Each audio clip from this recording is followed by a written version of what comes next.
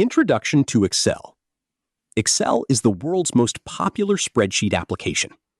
Excel helps organize data clearly. Excel performs calculations automatically.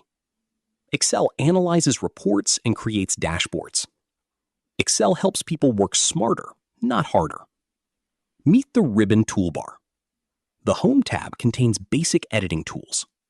The Insert tab adds tables, charts, and images. The Formulas tab contains Excel functions. The Data tab sorts and filters information. The View tab controls file display. Learn each ribbon tab gradually. Cells, columns, and rows are the heart of Excel. Columns are labeled with letters. Rows are labeled with numbers. A cell is the intersection of a row and a column. The name box displays the active cell address. Always save your work properly. XLSX is the standard Excel file format.